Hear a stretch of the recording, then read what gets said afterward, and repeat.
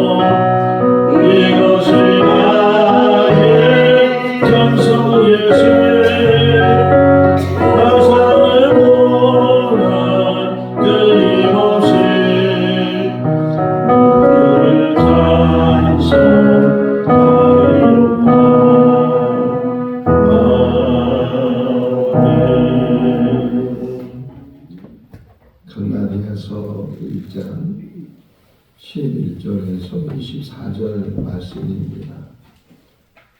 갈라디아서 1장 11절에서 24절 말씀.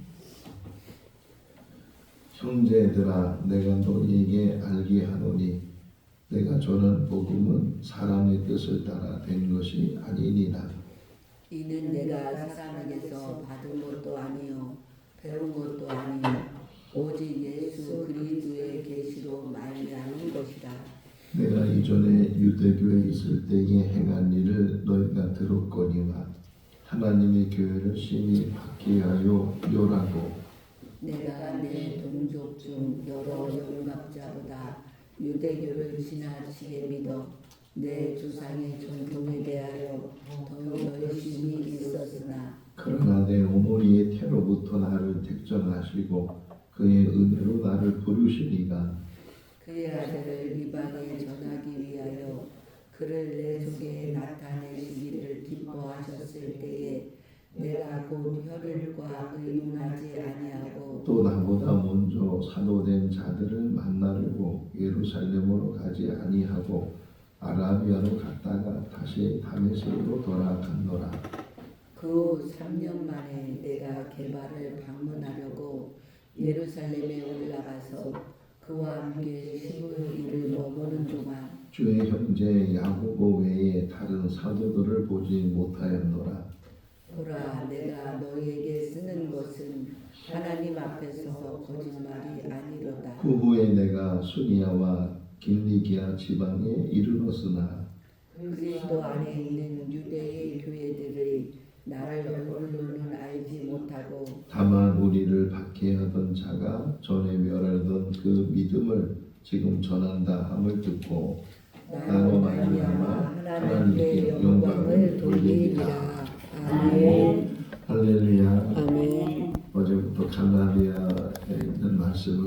같이 묵상을 하는데 신약 성경은 복음서, 서신서 또는 계시록 이렇게 묶음이 되어 있는데 특별히 서신서 중에서도 바울이 쓴 서신이 13권, 또 다른 사람들이 쓴 서신이 8권 그렇게 되어 있고 또 그 바울이 쓴 서신들도 한꺼번에 다 쓴 것이 아니고 점차적으로 서신을 썼는데 특별히 갈라디아서 또는 데살로니가 전서는 제일 초기에 서신을 쓴 그런 편지인데도 불구하고 그것이 지금은 성경으로 우리에게 이렇게 전해지고 있다는 것이 얼마나 귀한 일인가. 개인적인 서신도 있지만 교회를 향해서 쓴 그런 서신이 하나님의 말씀으로 우리에게 이렇게 다시금 들려지게 되고 묵상하는 것이 얼마나 귀한 일인가. 강원도에는 교회가 몇 개가 있을까요? 한 개가 있나요? 한 개 이상이 있나요?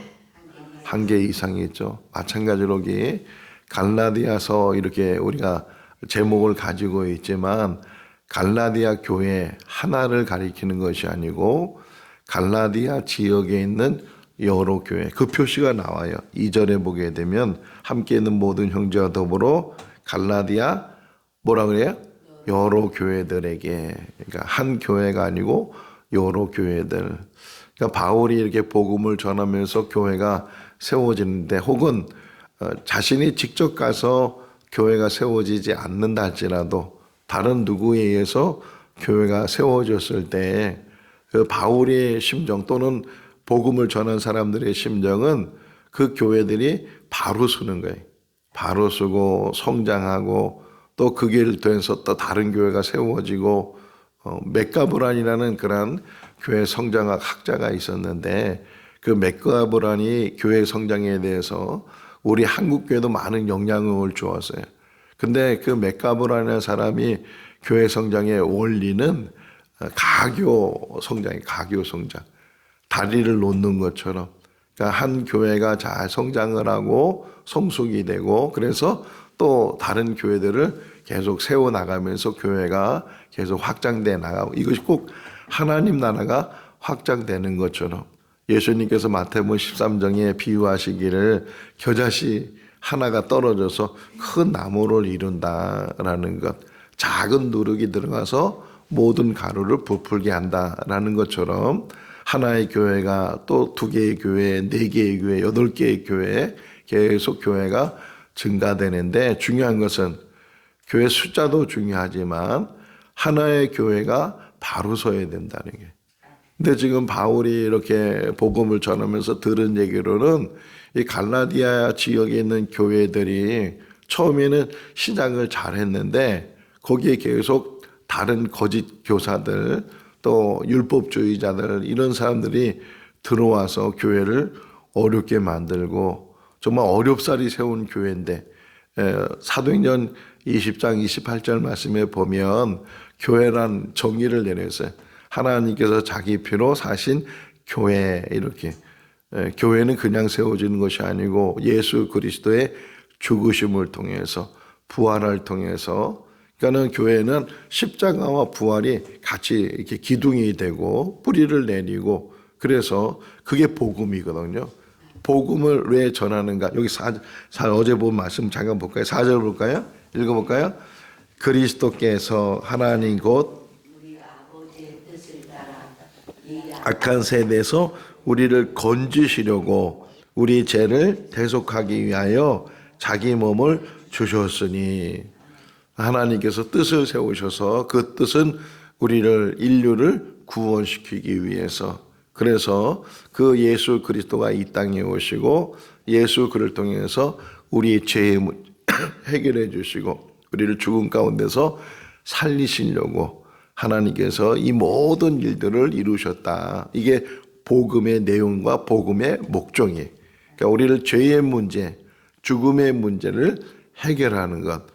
그 방법은 예수 그를 통해서 이루셨다. 그런데 그걸 자꾸만 변질시킨다는 게 믿음으로 구원을 받는데, 그런데 자꾸만 율법주의자는 와서 행위가 필요하다고, 행위가 중요하다고. 물론 행위가 중요해요. 그리스도인이 그리스도인답게 사는 것이, 맨 마지막 24절을 보면 나로 인해서 하나님께 영광을 돌렸다 이렇게 표현하고 있는 것처럼, 그러나 행위가 중요하지만 행위로 구원받는 것은 아니다. 구원받은 사람의 행위가 본이 되는 것이고 세상의 빛이 되고 세상의 소금이 되는 것이지. 근데 자꾸만 믿음은 저버리게 되고 믿음은 뒤로 밀어놓고 믿음만 가지고 안 된다고, 믿음 플러스 행위가 있어야 된다고, 착한 일을 많이 해야 되고 헌금을 많이 해야 되고 봉사를 많이 해야 되고, 물론 그 모든 일들은 열심히 하는 일이지만 여기 바울도 마찬가지. 바울이 전에 예수를 만나기 전에 자기가 얼마나 열심이었는지 그 전통을 다 이어가려고 애를 쓰고 하나님에 대한 열심이라고 표현하고 있는데, 근데 나중에 예수를 만나고 보니까 그 열심이 자기 공로를 위해서, 자기 자랑을 위해서, 자기 행위를 위해서 그 열심을 가졌던 것, 하나님은 그걸 원하시는 것이 아니고 그리스도 안에서 변화돼서 그 변화된 사람이 정말 사명감을 가지고 하나님의 일을 감당했을 때, 그때 하나님께서 영광을 받으시고 하나님의 뜻이 이루어지는데, 그래서 로마서에 이제 갈라디아서는 어떻게 보면 교리서 시인이거든요. 이걸 더 확장시키고 구체하게 만든 게 이제 로마서인데, 로마서에 보게 되면 하나님의 의와 자기 의가 나와요. 10장에 보게 되면 하나님의 의를 이루어야 되는데 하나님의 의는 잃어버리게 되고, 그러다 보니까 자기 의가 앞에 서서, 행위가 중요하지만 행위로 구원받는 것이 아니고 예수 그리스도의 공로 의지에서 주님께서 다 해결하셨단 말이에요. 그래서 주님을 통해서 우리가 구원받았고 그 구원받은 사람이 그 행위가 변화되게 된다 하는 것을 우리에게 가르쳐 주고 있어요. 오늘 본문을 보면 크게 두 개로 나눌 수도 있어요. 하나는 예수님 만나기 전의 삶, 그리고 예수님 만난 이후의 삶, 그리고 그 예수님 만난 이후의 삶의 목적이 뭐냐? 하나님께 영광. 이 24절이 하나님께 영광. 그러니까 예수를 만나기 전에는 내가 정말 열심히 살았다, 열심히 살고, 또 예수를 만나기 전에는 내 공로를 위해서, 내 성공을 위해서, 내 성취를 위해서 그렇게 살았던 내 인생인데, 그래서 이 교회를 핍박하고 믿는 사람들을 막 잡아가고 다메섹까지 간 이유도 그 안에 믿는 사람들을 붙잡아 가려고 다메섹까지 저 멀리까지 원정을 가기도 하고 그랬던 자기인데, 열심은 중요하지만 그 열심이 잘못된 열심이면 사람을 죽일 수 있다는 게 오히려 하나님의 일을 방해하게 되고 하나님 뜻을 저버리게 되니까, 항상 우리가 열심을 갖기 전에도 이것이 하나님께서 기뻐하시는지 하나님이 원하시는지 그런 일들을 잘 우리가 생각하고 깨닫고 그 일을 행해야 된다. 그런데 그렇게 내가 하나님의 일을 방해하는 자가 되고 박해하는 자가 되고 회방하는 자가 된데도 불구하고 돌이켜보니까 하나님이 나를 택해 주셨는데 언제 택해 주셨느냐? 어머니 태중에 있을 때, 내가 태어나기도 전에. 이 이야기를 우리가 생각해 볼 수 있는 것은 이삭과 리브가가 결혼했는데도 아이가 없는 거예요. 20년 동안 아이가 없다가 20년 만에 이제 아기를 갖게 됐는데 쌍둥이였어요. 막 안에서 막 싸우는 거예요. 이거 걱정이 되기도 하고, 그래서 하나님께 물었을 때 하나님께서 말해 주시잖아요. 큰 자가 작은 자를 섬기게 될 거다. 형이 아우를 섬기게 될 거다. 태어나기도 전에 하나님이 택하시고 하나님께서 예정하신 후에 그런 일들이 일어나게 되는 것을 여기 한번 보실까요? 15절 말씀이에요. 그러나 내 어머니 태로부터 나를 택정하시고 그 은혜로, 이 택했다는 말이 은혜가 될 수 있기를 바랍니다. 왜냐하면 우리를 택해 주셨기 때문에. 언제 택했다고요? 태어나기도 전에, 어머니 태중에 있을 때 벌써 하나님께서 택해 주시고, 더 나아가서는 창조 이전에 택해 주셨다. 바울의 고백이에요. 하나님이 나를 택해 주셨는데 내가 이렇게 태어나기 전에 벌써 하나님이 예정하시고 나를 택하시고 또 사도행전 9장에 보게 되면 하나님께서 아나니아를 통해서 말씀하잖아요. 바울을 가리켜서 저는 내가 택한 그릇이다 이렇게 말씀하시는 것처럼 사명을 주셨다는 게 또 사명을 주셔서 그를 택해 주시고 이 땅에서 그 사명을 감당하도록 하나님께서 택해 주시고 상세전에 만세전에 우리를 택해 주셨다. 그 은혜 가운데 우리가 살게 되는데 무엇보다도 이 땅에 산 날 동안에는 그 택함을 깨닫고 그 은혜를 깨닫고 주신 사명을 감당하는 우리의 삶이 되어야 된다 하는 것을 우리에게 가르쳐 주고 있어요. 자, 그래서 16절 말씀 보세요. 16절 읽어볼까요? 그의 아들을 이방에 전하기 위하여 그를 내 속에 나타내시기를 기뻐하셨을 때에 내가 곧 혈육과 의논하지 아니하고 사명을 말하는 거예요. 그 아들을 전하는 거예요. 예수를 전하는 거예요. 우리의 사명도 예수님을 전하는 거예요. 우리 이강래 사님은 찬양을 통해서 또 저 같은 경우는 말씀을 통해서 각자 주신 재능과 달란트를 가지고 복음을 전하는데 그 복음의 중심은 예수 그리스도예요. 성탄을 맞이하는 지금 우리의 마음도 2000년 전에 하나님이 사람이 돼서 이 땅에 오셨다. 그 오신 것도 기쁜 일이지만 그분이 이 땅에 오셔서 하신 일이 뭐냐. 우리를 죄 가운데서 더 나아가서는 죽음 가운데서 건져주신 구주이시다. 오직 예수를 통해서만 죄의 문제가 해결이 되고 또 예수를 통해서만 영생의 길이 열려지는 줄로 믿습니다. 천국 가는 길은 오직 하나예요. 예수. 며칠 전에 어젠가요 그젠가 문자가 하나 왔는데 지금 차별금지법이 어떤 통과가 돼서 이제 본회의로 올라가려고 한다. 그런 이야기를 지금 들었는데 그게 진짜 뉴스인지 가짜 뉴스인지 요즘은 뭐 가짜들도 많고 뭐 이상한 문자들 많아서 잘 모르지만 어쨌든 문제는 그 차별금 말은 좋아요. 차별하지 말자 그 말인데 차별금지법에 안에 있는 독소들이 많이 있는데 그 중에 하나가 만약 그게 통과가 되면 교회에서 예수만 구원자다라고 말을 못하게 하는 거예요. 예수만 구원자이시다. 예수를 통해서만이 구원을 받는다. 이 차별한다는 거예요. 다른 종교를 차별하고 그 안에 또 뭐 동성애 문제도 담겨져 있고 소수를 차별하지 말라는데 오히려 다수를 차별하게 되고 종교를 차별하게 돼. 종교 차별을 하지 말라 그래서 이 기독교가 가지고 있는 교리에 대해서 복음에 대해서 구원에 대해서 제대로 말 못하게 그냥 말하지 말라 이렇게만 끝나면 좋은데요. 거기에 또 이제 다 제재를 시키고 거기에 또 이렇게 형벌을 내리고 뭐 벌금을 내리고 이래 가지고서 지금 앞으로 교회가 21세기인데도 불구하고 초대교회처럼 여러 가지 이제 제약을 받게 되고 핍박을 받게 되고 그런 일들이 앞으로 일어날 수 있다는 게 더 무서운 시대예요. 더 무서운 시대에 지금 우리가 살고 있는데 그러니까 예수님 말씀하시는 마지막 때 믿는 자를 보겠느냐. 그리고 계시록에 보게 되면 정말 하나님의 인을 받은 사람과 짐승의 인을 받은 사람이 완전히 구별이 되고 하나님의 인을 받은 사람들은 고난과 어려움 속에서 그래서 계시록에서도요 끝까지 믿음을 지킨 사람들 끝까지 믿음을 지킨 사람들 결국은 하나님께서 붙드시고 하나님의 나라에 이제 들어가게 될 텐데 우리도 마찬가지 지금 우리는 종교 자유를 가지고 있어 그 종교 자유 위에다가 틀을 만들어 가지고서 지금 피켓존도 하는데 어제부터 회방하는 사람이 나타났어요. 창문을 열고 하나님은 없다고 그러면서 지나가는 그런 사람이 나타나기 시작했는데 계속 나타날 것 같아요. 어쨌든 영적인 싸움을 지금 하고 있는데 그럴수록 더 믿음을 붙들고 순교의 각오로 초대교회만 순교자가 있는 것이 아니고 지금도 이 순교의 각오를 갖지 않으면 금방 세상과 타협하게 되고 휩싸이게 되고 입 다물면 되지 뭐 동성애 얘기 안 하면 되지 뭐 예수만 구원자라고 말 안 하면 되지 그러면 뭘 목회하겠어요.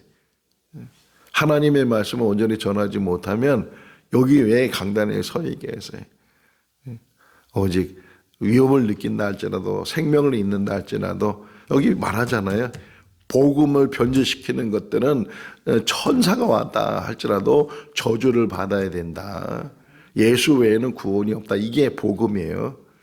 이 진리 가운데 우리가 바로 서야 되고 흔들림 없이 이거 전하다가 감옥 가고 이 전하다가 순교하고 이게 하나님의 뜻 안에서 우리가 승리자가 되는 것이고 나의 달길을 달려갈 길을 다 달려간 후에 하나님 앞에 서게 되면 의의 멸류관을 만다고 만드는데 정말 이 복음 안에서 또 중요한 게 뭐냐면 16절 말씀에 그 복음을 전하는데 그분이 내 속에 있대 계시다는 거예요.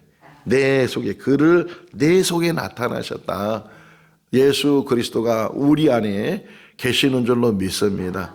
우리와 함께 계시고 그분에 의해서 우리가 힘을 얻게 되고 그분에 의해서 사명을 감당하게 되고 그런 삶을 우리가 살아가게 되는 줄로 믿습니다. 그래서 사람들과 의논하지 않았다는 거예요. 혈육과 의논하지 않고 가족과 의논하지 않고 내가 그렇다고 해서 누가에게 아부하려고 나 그리스도인이 있다고 사도들 찾아가가지고서 그렇게 이야기하지 않고 아라비아로 갔다. 지금의 아라비아는 이 석유가 많이 나니까 도시를 만들고 화려해 보이지만 2000년 전에 아라비아는 허허벌판이에요. 광야예요.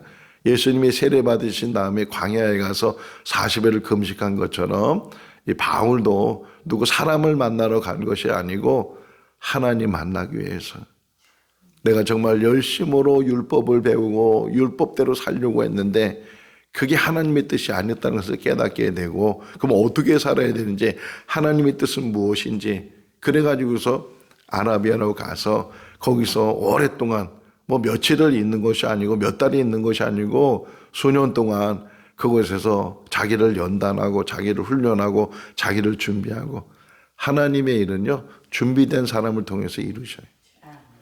연단을 받고 광야에서 훈련을 받고 편안하게 잘 이렇게 한 사람 그런 사람들도 하나님께서 하나님의 일을 또 시키시고 또 이루시지만 정말 하나님의 일꾼들 보면 많은 연단 가운데 다니엘 기도회라는 거 보신 분도 많이 계시잖아요.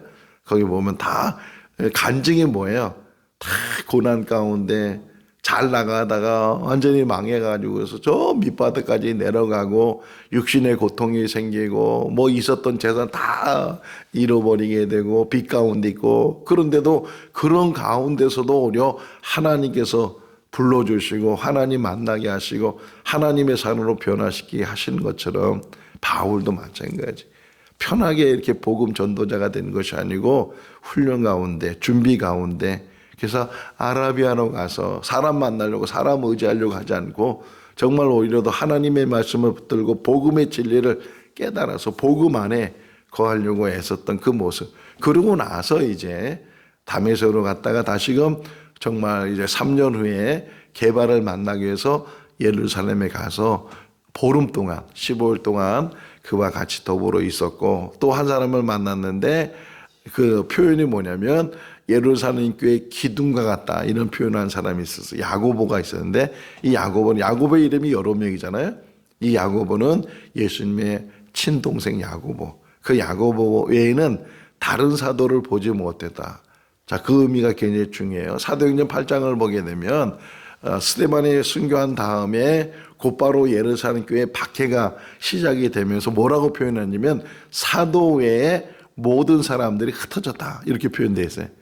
그러니까 그래도 사도들은 지금 예루살렘 교회를 붙들고 있었고 그 안에서 복음을 위해서 애를 쓰고 있는데 바울이 나중에 가서 보니까 게바는 거기 있었고 야고보도 있었지만 그 외에 사도들은 보지 못했다. 두 가지로 생각할 수 있겠죠. 어디를 갔거나 자기가 갔을 때 사도들이 이렇게 안 보였을 때 그래서 이렇게 표현이 될 수 있지만 어떤 면에서 또 사도들 나름대로 다 사명이 있잖아요.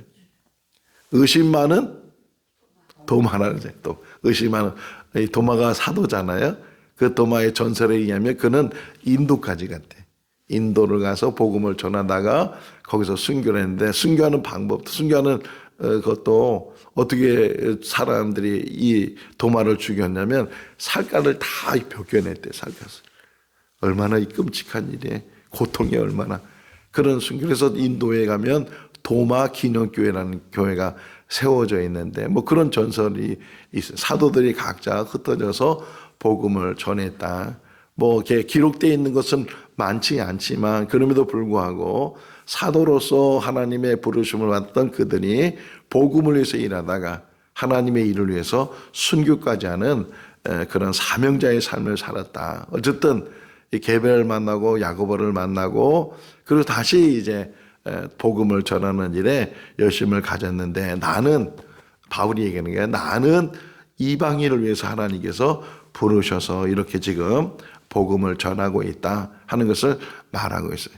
그러면서 마지막 요 뒷부분에 보게 되면 어떻게 복음을 전하고 있는가, 말로도 복음을 전하고 글로도 복음을 전하지만 중요한 건 뭐냐면 삶으로 복음을 전하는 거예요.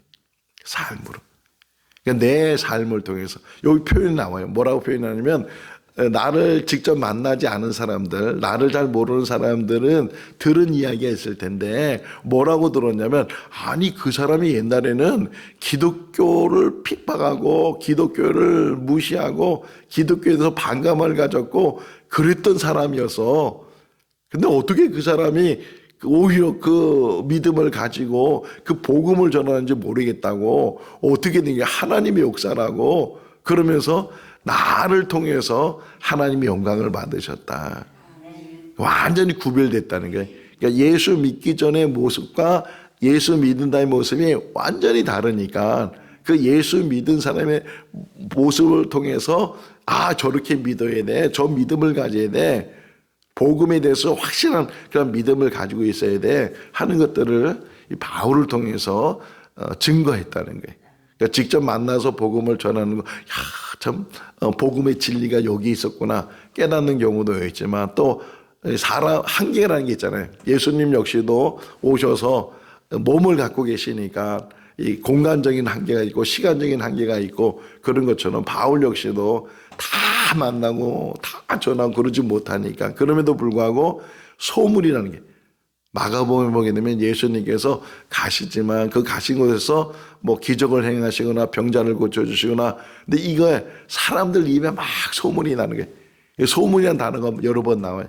예수님에 대해 소문이 나니까 예수님 가는 곳마다 사람이 모이게 되고 마찬가지로 바울이 다 다니지 못하지만 계속 입소문이 나고 여러 소문이 나고 아니 예수를 핍박하던 사람이 지금 예수를 전하고 있어 이런 이야기를 통해서 하나님께 영광이 됐다.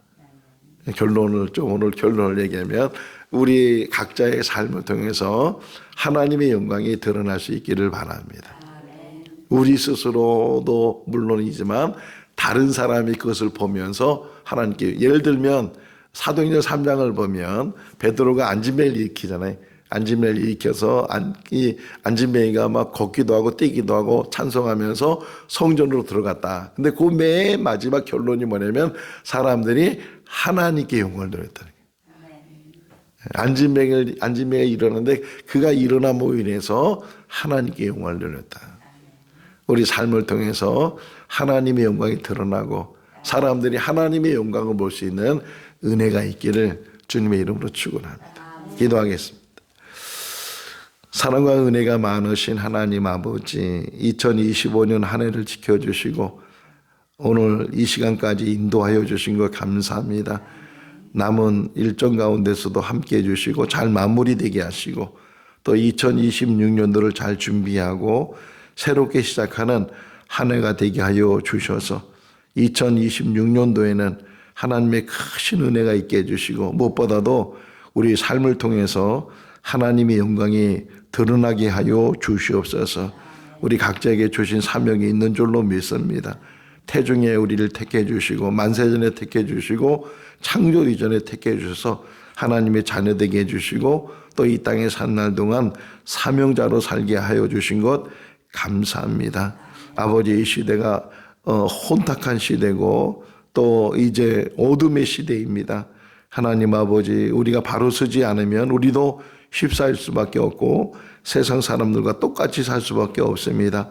구별된 삶이 되게 하시고 믿음에 바로 서는 삶이 되게 하시고 온전한 복음 안에서 우리의 삶이 잘 이루어지게 하시며 천국 가는 그 길에서 아버지 실족하지 않도록 은혜를 베풀어 주시옵소서.